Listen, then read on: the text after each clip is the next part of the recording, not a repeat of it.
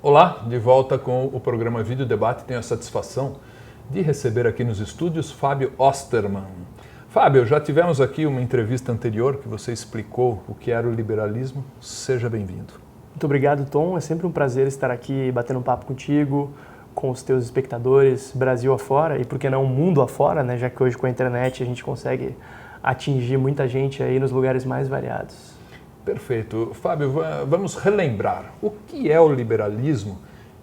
Particularmente estou interessado na perspectiva do tamanho do Estado. Bom, o liberalismo é uma filosofia política que, como tal, prega certas ideias a respeito do posicionamento do Estado perante a sociedade. O liberalismo é totalmente contrário a um Estado gigantesco, como é o que temos hoje no Brasil, um Estado que tem a propriedade sobre empresas, um Estado que interfira nas decisões pessoais do indivíduo, um Estado que regule cada centímetro da vida social no nosso país. O liberalismo defenderia, por exemplo, hoje no Brasil, um afastamento do Estado, do governo, de funções quaisquer que não fossem ligadas especificamente na garantia de bens públicos. O bem público mais claro seria a segurança pública e a defesa nacional. Em um período transitório, se poderia ter uma presença do Estado preferencialmente não oferecendo de forma direta os serviços, mas ao menos talvez subvencionando o fornecimento privado de saúde básica, educação básica, uma assistência social muito bem focada em grupos especialmente vulneráveis, que a gente sabe que ainda subsistem no nosso país, apesar de estarmos fazendo agora já cerca de 10 anos de programa Bolsa Família. Infelizmente ainda muitas pessoas não conseguiram sair da pobreza. Então, no Brasil de hoje, acho que a gente ainda precisaria de um certo grau de assistência social, ao menos direcionada pelo Estado. Infraestrutura? Infraestrutura básica também, mas nada como, por exemplo, construção de estádios de futebol, certo. Realização de grandes eventos esportivos que beneficiam somente a uma parcela muito pequena da população. Isso é uma afronta à inteligência de qualquer pessoa, né? Uma afronta à dignidade do brasileiro, é uma afronta ao nosso bolso. É um tapa na cara do cidadão, na verdade. O governo federal tomar dinheiro dos nossos bolsos, tomar o fruto do nosso trabalho e utilizar para satisfazer as vontades políticas de seus aliados. Isso é muito complicado. O Estado liberal se opõe em completo a isso. Agora, Fábio, como é que fica a questão? O pessoal fala que liberal seria totalitário, ligado ao totalitarismo, fascismo. Eu não consigo entender como é que o Estado, ou uma teoria política que defende o Estado pequeno, possa ser totalitário. Explica para mim isso. Como é que é essa história? Infelizmente, a gente, em parte por causa da desinformação que impera no debate público brasileiro, a gente ainda tem o pessoal de esquerda podendo chamar impunemente aqueles que defendem a liberdade individual e a redução do tamanho do Estado de fascistas, o que é um contrassenso completo. A própria doutrina fascista pregava que tudo teria que se dar dentro do Estado, pelo Estado e para o Estado. É a completa contradição do liberalismo. É o oposto. Se existe uma doutrina oposta ao liberalismo, essa doutrina é o fascismo. Ou sua variante racialista, que seria o nazismo, ou sua variante comunista, né, que foi o que aconteceu na União Soviética. A gente sabe que a gente teve na história recente 3 primos irmãos totalitários, que seriam o comunismo, o fascismo e o nazismo, que na verdade divergiam entre si somente numa questão de abordagem, porque todos tinham características em comum, todos eram coletivistas, todos submetiam o indivíduo à autoridade do Estado. Em todos eles não havia liberdade econômica, não havia liberdade individual, não havia liberdade política, e isso é exatamente o oposto do que prega o liberalismo. Inclusive, você tocou no tema do nazismo. Nazismo, essa palavra vem da expressão nacional-socialismo. Exato, o nazismo nada mais é do que um diminutivo para o Partido Nacional Socialista, o seu nome em alemão, né? E eu vi também, tem lá o estatuto do Partido do Nacional Socialismo, né, dos trabalhadores da Alemanha, e eu li aquilo lá, tive a curiosidade de ler, e aquilo lá é um tratado socialista, o Estado grande, forte, interventor, condenação de lucro, e o que gera uma curiosidade na minha pessoa. Por que é que o nazismo é associado com o pessoal entre aspas, né? Eu sei que é um termo antigo, mas vou pedir licença para usar, o pessoal da direita, o pessoal liberal, o pessoal conservador, colocam no colo desse grupo o nazismo, que na verdade me parece que tanto na origem da palavra, da semântica Sim. e da própria estrutura do pensamento, não só a origem semântica, da estrutura mesmo, é um posicionamento mais ligado ao social, mais ligado à questão do socialismo. Sim, basicamente por duas questões que têm por motivação óbvia o interesse da esquerda internacional em querer se diferenciar de uma experiência totalmente fracassada, tanto em termos sociais quanto econômicos, que foi o nazismo, mas é basicamente uma questão de abordagem. E também como tanto o nazismo quanto o comunismo são ideologias hegemonistas, os nazistas foram anticomunistas. Correto. Eram basicamente duas facções que buscavam obter a hegemonia do Estado e que se digladiaram entre si. Sim, E o nazismo obteve a prevalência e, consequentemente, para não abrir espaço para outra doutrina inerentemente autoritária e hegemonista, os nazistas perceberam que precisavam extirpar o comunismo da Alemanha. E, consequentemente, acabou se criando a imagem de que o nazismo era anticomunista.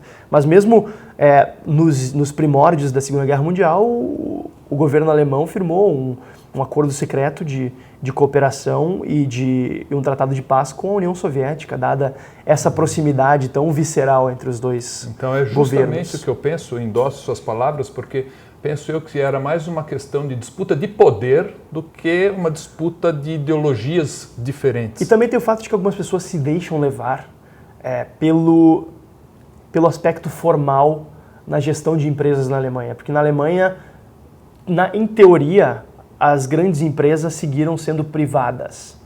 Mas, na verdade, elas não eram privadas, como a gente entende. Uma empresa que o proprietário da empresa decide os rumos dela. Na verdade, na Alemanha, se tinha, em teoria, o dono da empresa, mas quem mandava realmente era o Estado, era o governo, que indicava, inclusive, funcionários das grandes empresas e ordenava que tipo de produtos eles deveriam produzir, em qual quantidade, a qual preço.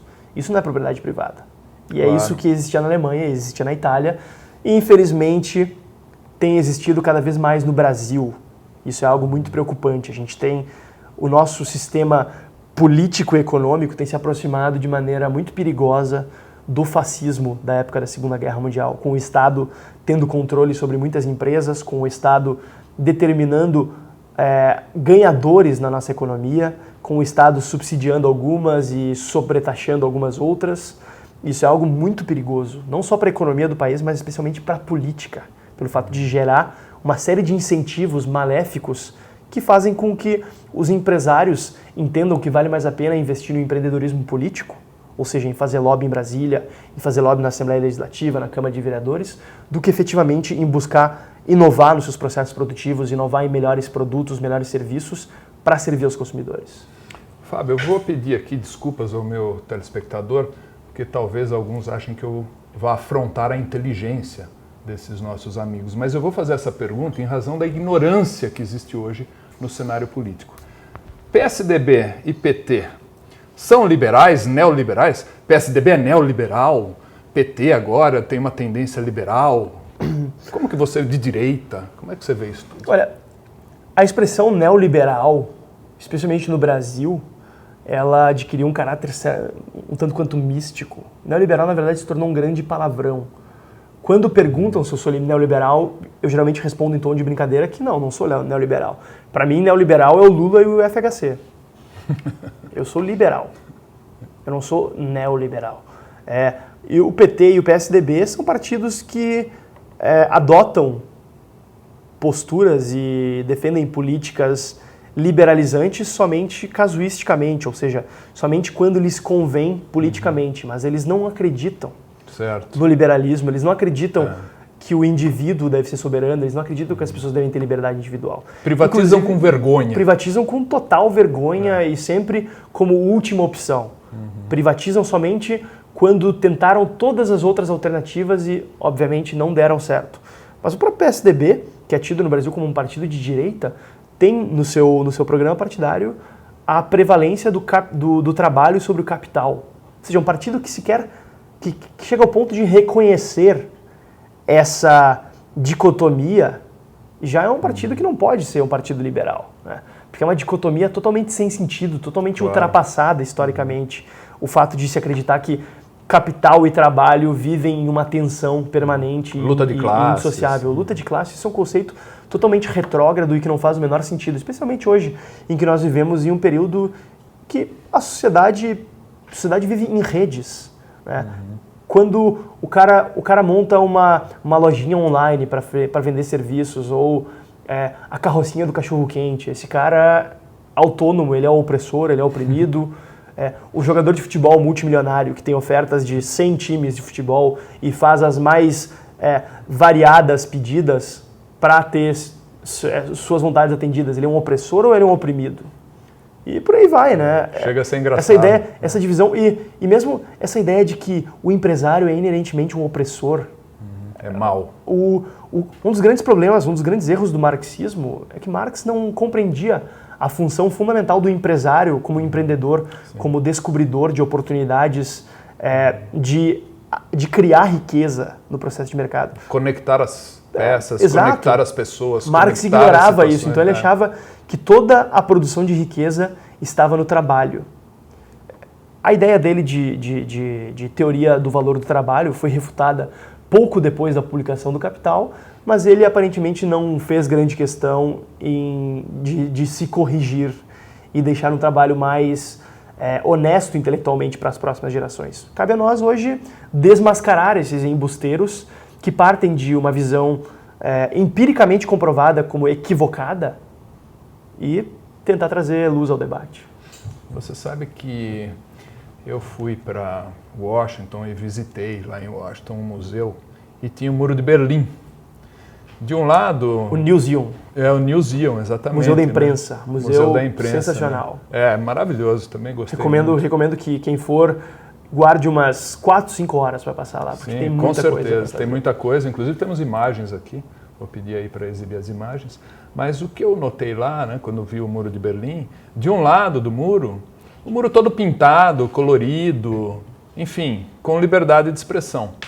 E do outro lado, um muro assim, um cinza, com torres, metralhadora, para quem gostaria de pular, né, de ir embora. Agora, veja bem... Não precisa nem dizer qual lado era... Esse que é o ponto. Era de qual lado, né? Qual lado é o lado comunista e qual lado era o lado capitalista, quer dizer... E qual lado construiu o muro, efetivamente. Parece que... Isso repete, infelizmente, em todas as experiências socialistas mundo afora. Sempre se começa com boas ideias, com boas intenções, aliás, porque boas ideias não são. Sempre se começa com boas intenções, com uma retórica bonita, e se termina construindo muros ou fuzilando cidadãos para que não abandonem o barco. Chega ao ponto de, por exemplo, em Cuba, ter cidadãos arriscando sua vida em meio ao mar com tubarões, com grandes ondas, insolação, para fugirem desse paraíso que é o socialismo. É gozado você citar Cuba, é interessante, porque parece que Cuba tem uma espécie de fetiche, né? O canto da sereia, realmente um feitiço para a classe intelectual mais dentro do espectro político que a gente chama de esquerda, comunista, socialista, não sei nem como chamar, marxista.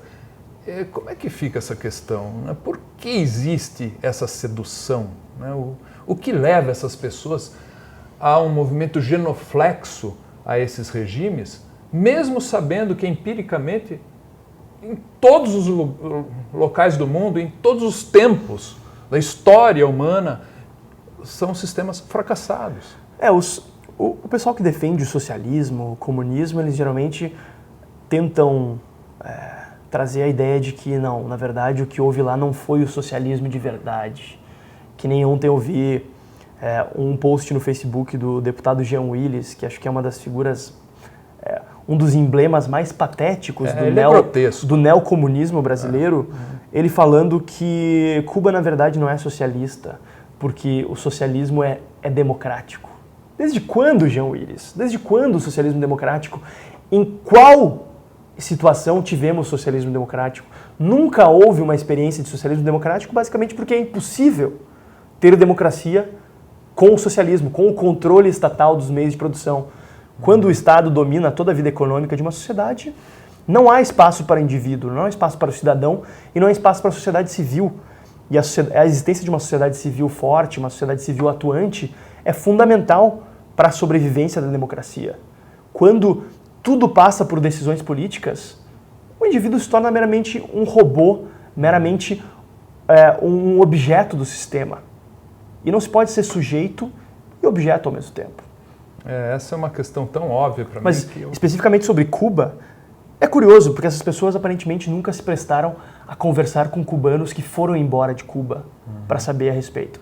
Eu já tive a oportunidade de conversar com alguns cubanos exilados nos Estados Unidos ou em outros países, e é sempre a mesma história. A vida lá não é boa. A vida lá é medíocre, se tem acesso a uma quantidade baixa de bens de consumo básicos. Uma coisa curiosa é que em Cuba não existem gordos. As pessoas não atentam muito para isso.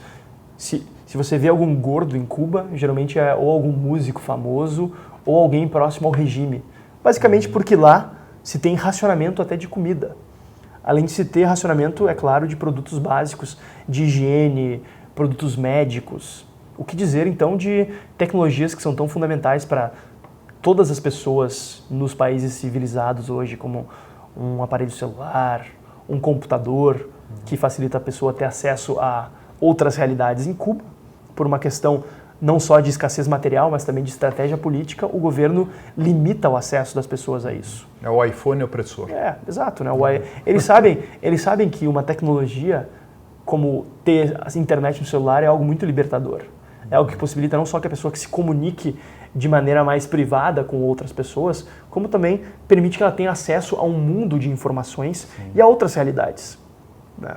Talvez seja esse o interesse do Marco Civil da internet, por exemplo, de regular a internet, de colocar o braço, o dedo podre do Estado na internet. É possível, mas no Brasil, felizmente, cada vez mais pessoas estão acordando para o fato de que não só hoje a gente tem um governo com um caráter autoritário que visa a controlar a sociedade, mas que a gente precisa ser cético em relação a todas as formas de controle estatal sobre a vida social. E a gente tem que ser muito criterioso. A gente precisa sempre ter em mente que, em regra, devemos permitir que os indivíduos sejam livres. O controle estatal ou a intervenção estatal deve ser sempre a exceção. E somente quando muito bem fundamentada. Corretíssimo. Vamos falar um pouquinho de Brasil após o intervalo. Até já.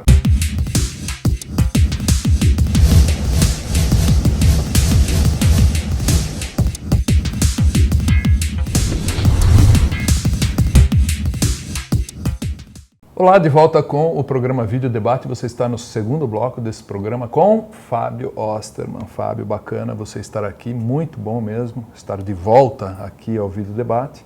E nós deixamos aí um gancho no primeiro bloco falando dos rumos da política nacional. Como é que você vê o nosso querido Brasil? E aí? Eu, apesar de todas as potenciais evidências em contrário, eu sou muito otimista em relação ao futuro político do Brasil. Acho que hoje nós estamos em meio a um processo que pode abrir portas para um período de reformas importantes para o futuro do Brasil. Tivemos aí 12 anos e meio de governo do PT, que foi um período em que aqueles que defendem a democracia, as liberdades individuais, estiveram permanentemente contra a parede, tendo suas liberdades reduzidas, restringidas. Tivemos um período de ampliação da participação do Estado na economia, um maior controle dos braços governamentais sobre as empresas, sobre as nossas liberdades individuais. Mas agora chegou o momento de nós darmos a nossa cara à tapa e de fazermos o que tem que fazer para se colocar o governo nos eixos. E para colocar o governo contra a parede, que é o que nós temos feito desde as manifestações de março.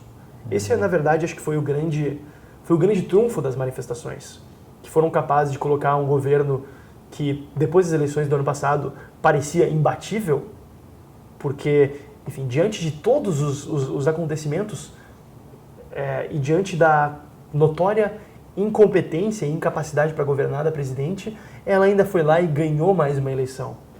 Mas agora ela quando ela começou a pagar o preço mais diretamente da sua incompetência, especificamente na gestão das contas públicas, porque ela, na época da campanha, claro, já sabia que as contas públicas brasileiras passavam por um período complicado e necessitavam de um ajuste, mas ela fez questão de maquiar os resultados contábeis do Estado brasileiro justamente para conseguir ganhar as eleições. Passada a eleição, ela resolveu abrir as comportas e iniciou todo um pacote de maldades, com aumento na conta de luz, aumento na conta de água, aumento na gasolina.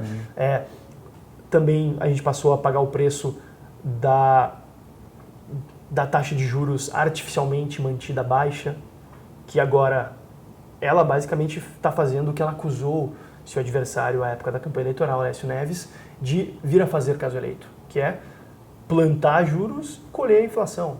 Ela, na verdade, segurou os juros de uma maneira artificialmente baixa e acabou com isso permitindo que houvesse um excesso de dinheiro na economia, que fez com que o preço das coisas acabasse aumentando. E estamos agora colhendo o índice de inflação dos mais altos nos últimos 20 anos.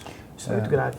É grave, é triste, eu inclusive questiono a legitimidade dessas eleições, eu não tenho certeza, não tem nada aprovado, mas tem muita gente que diz aí que as empresas, Smartmatic, por exemplo, que fez parte das eleições, não são assim aquele poço de honestidade, aquele baluarte da decência, né? Não sei, fica a questão aí para quem quiser investigar. Agora, o tema é o seguinte, e você falou de manifestação, como é que estão as manifestações? Tem mais alguma vindo aí? Bom, diante desse... Só para contextualizar, então, o momento político que a gente vive é um momento muito especial, um momento de contestação a um projeto de poder que demonstra seu desgaste, demonstra sua incapacidade de lidar com os problemas brasileiros. Então, acho que a gente está vivendo um processo agora de contestação popular único na história do Brasil, que teve início, a gente pode dizer, com as manifestações do dia 15 de março, que foram as maiores manifestações apartidárias da história do Brasil, ou seja, as maiores manifestações da sociedade civil. Tivemos cerca de 3, 4 milhões de pessoas nas ruas das principais cidades brasileiras. Passará para os livros de história, Certamente, não tenho dúvida. Certamente. E lá, a posição das manifestações já era claro, queremos o fora Dilma. E tivemos a do dia 15, demos um passo tanto quanto ousado de realizar uma nova onda de manifestações no dia 12 de abril, ou seja, menos de um mês após o dia 15, e ampliamos o número de cidades onde houve manifestações. Com isso, claro, houve uma certa diminuição na quantidade de pessoas nas principais cidades, claro, mas natural. A gente conseguiu manter o clamor em torno do pleito do impeachment da presidente Dilma. E após isso, o Movimento Brasil Livre levou até Brasília por meio de uma caminhada que saiu de São Paulo e foi até lá mais de 1.000 quilômetros caminhando. Foi épico. Foi uma caminhada épica até Brasília, onde no dia 27 de maio nós protocolamos um pedido de impeachment da presidente. Fomos recebidos pelo próprio presidente da Câmara, que se prontificou a analisar tecnicamente o pedido, que estava muito bem embasado.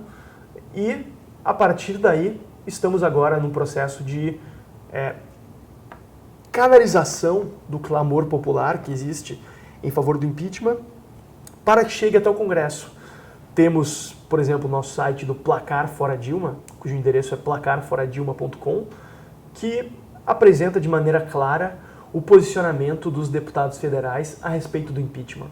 E estamos enviando nossa equipe semanalmente ao Congresso Nacional para que colha depoimentos de deputados e questione-os a respeito dessa questão.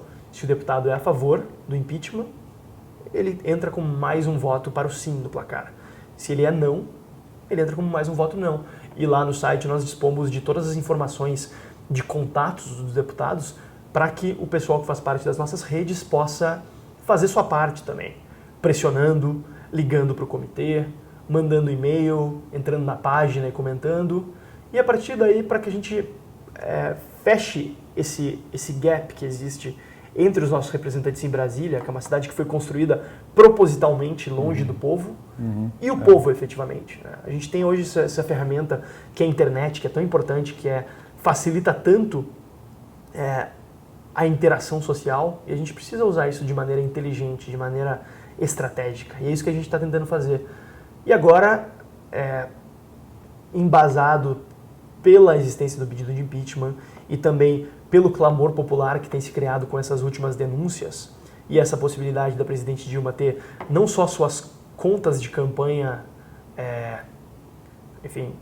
denunciadas perante o TSE, mas também a possibilidade de ela ser cassada como presidente devido às suas pedaladas fiscais e seu julgamento frente ao TCU. Nós estamos organizando uma nova onda de manifestações em todo o Brasil para o dia 16 de agosto, um domingo, no meio de agosto. A gente considera que essa data seja estratégica porque ela é logo após o julgamento do TCU e é nos arredores do período em que a presidência da Câmara dos Deputados se comprometeu em nos dar uma resposta a respeito do impeachment. Então é importante que nós tomemos as ruas de todo o Brasil para que mostremos que o pleito do impeachment tem sim respaldo popular e o povo não aguenta mais pagar a conta da incompetência do PT e da Dilma. Eu, particularmente, não aguento mais há muito tempo pagar essa conta. Mas eu tenho uma questão para você, Fábio, uma questão marota, uma questão não muito amiga de minha parte, mas é algo que me incomoda bastante e não tenho resposta para isso. Talvez você também não tenha, mas eu vou lançar aqui para a gente pensar juntos. Nós estamos caminhando para um impeachment dentro das instituições, dentro da legalidade, da via legal e institucional. Estado democrático de direito. Ok, isso é bom, isso é muito positivo. O próprio Reinaldo Azevedo sempre comenta esse ponto, né? Não há salvação fora do Estado de Direito. Todavia, eu vou fazer o contraponto chato aqui. Toda máquina está aparelhada. Você citou TSE. TSE, quem que está lá? O senhor Dias Toffoli, com todo respeito ao meu colega, operador do direito Dias Toffoli, mas os blogueiros da internet todos já denunciaram que o senhor foi advogado do PT, o senhor é ex-advogado do PT, então fica uma questão um pouco indigesta do ponto de vista da confiabilidade das decisões desse cidadão. Será que vai ter isenção? É uma pergunta que eu faço. Então a máquina está aparelhada. Não só o TSE, como o próprio Supremo Tribunal Federal está aparelhado. Tem lá Fachin, tem lá esse, tem lá aquele. Como é que fica essa questão? A gente busca solução através do Estado, mas o próprio Estado está aparelhado. Inclusive a OAB. Aliás, desculpa, Fábio, onde está a OAB? Meus colegas da OAB, eu que sou advogado desde 1988. Onde estão vocês? Vocês têm força constitucional desde 1988, pelo artigo 113, de fazer muita coisa por esse país. Eu já tive orgulho de fazer parte dos quadros da OAB. Hoje eu tenho vergonha.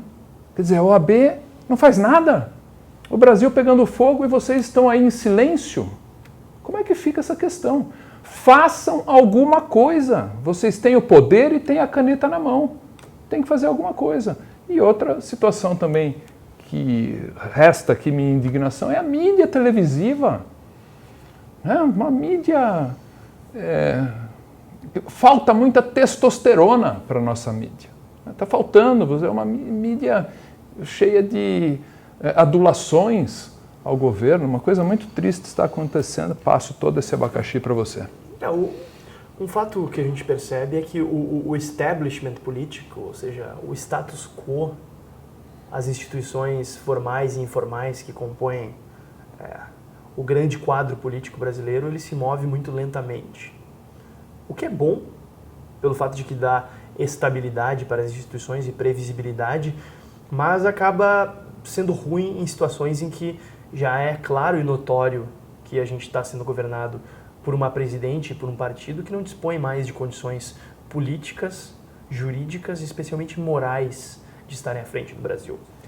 Mas o fato de justamente nós do Movimento Brasil Livre estarmos buscando, por meio do impeachment, a saída da presidente Dilma, já desenha-se por si uma estratégia de contorno a esse aparelhamento das instituições. A gente sabe que hoje o governo detém maioria no Congresso, mas essa maioria é um tanto quanto relativa, pelo fato de que os deputados, por mais que os deputados da base aliada tenham interesse em ser da base aliada, eles têm interesse especialmente em não contrariarem excessivamente o clamor de suas bases eleitorais. O interesse principal deles, o interesse principal de qualquer político é se eleger. E o interesse secundário seria se reeleger. Qualquer coisa que esteja em terceiro lugar está bastante distante disso. E se ele começa a perceber que uma tomada determinada de posição está em conflito com o projeto de eleição ou reeleição dele, isso geralmente serve como incentivo para que ele saia dessa zona de conforto e busque uma outra posição. Certo, aí o placar, a Justamente estratégia. por isso que nós estamos buscando pressionar cada vez mais os deputados para que eles entendam que o povo não está ao lado do governo. E o povo está disposto a dar o troco nas urnas de 2016 e 2018. Quem se posicionar do lado do governo mais corrupto da história republicana do Brasil vai sofrer as consequências. Quem se posicionar ao lado da ampla maioria do povo e tomar para si, matar no peito essa luta, vai certamente colher os resultados positivos também. Vamos torcer então por eleições limpas, né? Pelo menos, que eu questiono muito isso aí, viu? Fico bem na dúvida, mas enfim. Eu gostaria de dar um salto agora, ideologia de gênero. O que você pensa disso? Vamos lá. Eu acho que a instrução em torno da ideologia de gênero, ou identidade de gênero, como querem seus propositores, é algo que não cabe ao Estado, especialmente no que toca ao ensino a crianças muito pequenas. Eu acho que se as pessoas sentem que querem ser homossexuais ou se são homossexuais, eu não acho pessoalmente que seja uma escolha, eu acho que é algo que vem de algo mais, de algo além. Eu acho que as pessoas devem ser totalmente respeitadas claro. a partir de sua orientação sexual. Eu não acho que uma orientação específica, uma orientação sexual específica seja certa ou errada. Acho que cada indivíduo deve ser livre para buscar o que é melhor para si mesmo em sua vida. Mas eu sou um pouco cético em relação a certos projetos que visam a ensinar crianças muito jovens e expô-las a certas ideias e ensinamentos para os quais eu não estou muito convencido de que elas têm maturidade para lidar com isso. Eu acho que, especialmente em escolas, porque esse plano prevê que sejam diretrizes gerais do ensino, né? Tanto eu tenho muito medo pública disso. Quanto privada. Eu sou contra tudo isso aí, eu sou bastante cético a essa questão de se colocar a ideologia de gênero nas escolas. Isso de forma alguma é preconceito, ao contrário, tenho o maior respeito, amigos inclusive, que fizeram essa opção, ou já vem, como você disse, da própria natureza da pessoa, mas você colocar isso nas escolas, acho que mano militar...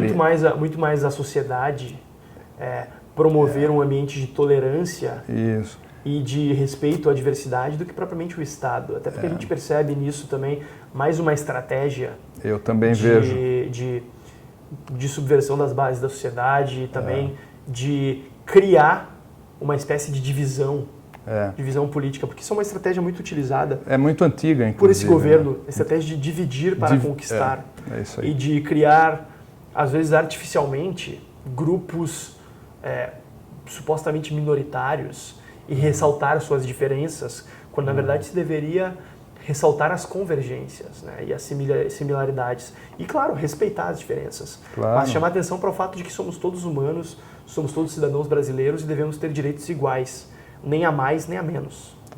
É bem por aí mesmo. E fica essa questão também, é uma questão muito polêmica, né? A gente tem vários prismas e várias perspectivas sobre essa questão. Eu, particularmente, acho que essa é uma questão que o Estado não deve colocar o seu dedo, especialmente o seu dedo podre. Deve-se deixar isso para as famílias. Quem sabe o que é melhor para os filhos é o pai e a mãe, ou aquele que representa o pai e a mãe. As famílias devem decidir o que é melhor para os seus filhos, não o Estado. Essa é a minha posição aqui, claro. E vamos lá. Próximos passos, então, do MBL. Você comentou, né, que é a passeata do dia 16 de agosto. Espero que tenha aí o maior sucesso do mundo. E eu deixo aberto um espaço aqui para você comentar o que você quiser. Bom, os próximos passos do MBL vão em convergência com os próximos passos da política brasileira. A gente acredita que a gente está agora na fase final da vitória sobre o governo Dilma, mas que agora o nosso trabalho está apenas começando. A gente costuma comentar que iniciar uma revolução não é necessariamente o mais difícil. Como, por exemplo, eu acho que a gente iniciou com o 15 de março. Uma revolução de mobilização popular, um acordar da população brasileira para o que estava acontecendo. O mais difícil mesmo é continuar essa revolução, é manter acesa o espírito de participação, o espírito de mobilização, que é absolutamente necessário para a gente realizar as reformas de que nosso país precisa.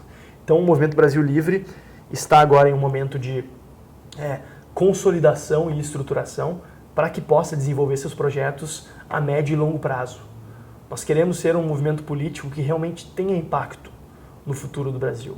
Não só que seja um movimento que esteja envolvido na derrubada de um governo corrupto, de um governo impopular e de um governo criminoso, mas nós queremos ser um movimento que seja agente fundamental nesse envolvimento cada vez maior das pessoas com os rumos políticos do seu país. Nós queremos recrutar, treinar, desenvolver lideranças para que possam ser protagonistas nas mudanças de que o país tanto precisa. Nós somos um movimento que quer devolver o poder ao cidadão, tirá-lo do Estado que lhe usurpou ilegitimamente e devolver ao cidadão.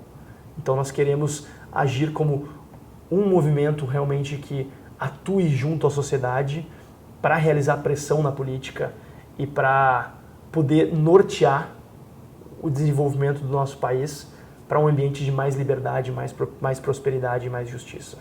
Para isso a gente tem... A nossa compreensão hoje é de que, em boa parte por causa da internet, né, o fato de a gente vive hoje uma sociedade em rede, a gente vê, por exemplo, o maior varejista do mundo não tem nenhum produto no seu estoque, que seria o Alibaba, empresa chinesa. A maior empresa de locação de imóveis do mundo não tem nenhum imóvel no seu nome, que seria o Airbnb. É incrível isso. A maior empresa de transporte individual de passageiros não tem nenhum carro no seu nome, que seria o Uber. Por que o maior movimento político de um país precisa ser um partido político? A gente quer quebrar essa lógica estatocêntrica que coloca tudo aquilo que é ligado ao Estado, ao governo, como centro da sociedade. A gente quer reaproximar a sociedade civil das escolhas que impactam as suas vidas. E é isso que o Movimento Brasil Livre se propõe a ser no médio e longo prazo. Uma coisa que me ocorreu agora de última hora te perguntar, o federalismo não estaria dentro desse objetivo? Porque veja bem, Fábio, a gente concentra muito dinheiro na União. Quer dizer, o município fica praticamente de pires na mão, de chapéu na mão, pedindo esmolas. Quer dizer, tudo que o município produz, ou quase tudo, vai para a União, o que sobra vai para o Estado e ele fica com muito pouco. Não teríamos que inverter esse fluxo do dinheiro ficando mais no município, o grande bolo do dinheiro no município, onde ele foi produzido, e através de competências residuais passar para o Estado, e a União vai ficar lá com segurança das fronteiras, a parte da diplomacia e tal. Hoje se concentra muita responsabilidade na União, muita competência na União, e o dinheiro vai todo para lá.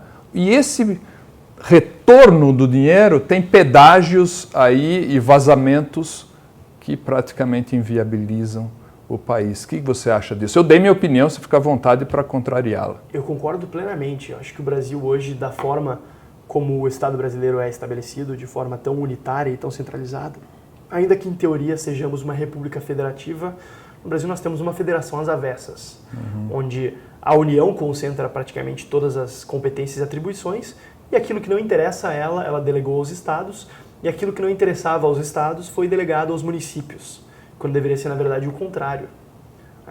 Nós somos um país de mais de 200 milhões de habitantes. Não faz o menor sentido que as grandes decisões sejam todas tomadas em Brasília, e que no município, que é a unidade política mais próxima do cidadão e mais próxima da sua vida, sejam tomadas somente decisões absolutamente residuais. Então nós precisamos urgentemente rever o nosso pacto federativo, que na verdade não é um pacto, porque não houve acordo entre as partes, houve simplesmente uma decisão unilateral. Que é uma grande diferença entre o Brasil e os Estados Unidos. Lá houve pacto federativo. Lá o país surgiu como uma federação. Aqui desde o início sempre fomos um país extremamente centralizado, ainda que no início da nossa república tenhamos tido períodos de maior federalismo, mas em boa parte não porque os governantes queriam, mas porque eles sabiam que eles não tinham condições de controlar as elites políticas regionais. Então eles, de certa maneira, concediam isso. Mas isso acabou com o governo Getúlio Vargas, que foi um dos governos mais centralistas da história e que acabou pautando os governos posteriores. E por conta disso, o Brasil sofre muito em termos de eficiência administrativa e própria efetividade democrática, ou seja, a capacidade dos cidadãos de se sentirem parte do processo democrático e respaldarem e participarem ativamente e as pessoas mais capazes participarem da política. Hoje, na verdade, o que a gente tem é o contrário. Somente em via de regra, com pouquíssimas e honraríssimas exceções, o que a gente tem são as pessoas que estão mais dispostas a espoliar a coisa pública participando das decisões políticas. A gente precisa mudar isso. A gente precisa inverter os incentivos, a gente precisa tornar a política brasileira algo que interesse aos jovens, que interesse às pessoas dispostas a realmente prestar um serviço público e fazer algo de bom pelo país. Perfeitíssimo, adorei o encerramento, quero deixar apenas o meu depoimento aqui, que não tem ninguém lá em Brasília, ninguém que saiba o que é melhor para a minha vida. Eu sou a pessoa mais indicada para dizer o que é melhor para a minha vida. E você, meu amigo, que nos escuta até agora, nos assiste, você, tenho certeza, é o mais indicado a dizer o que é melhor para a sua vida, não é nenhum governante de Brasília. A partir desse conhecimento, se formarmos essa massa crítica, a partir disso nós perceberemos que o Estado não é a solução. É justamente a ausência do Estado em certos pontos da nossa vida que será a solução. Fábio, muito obrigado. Muito obrigado, Tom. Sempre um prazer bater um papo aí. Fico à disposição dos espectadores, também podem me encontrar pelas redes sociais. Daí por lá a gente pode trocar uma ideia de forma mais elaborada e mais próxima. Um grande abraço a todos. Ok, então semana que vem mais vídeo debate para você. Até lá.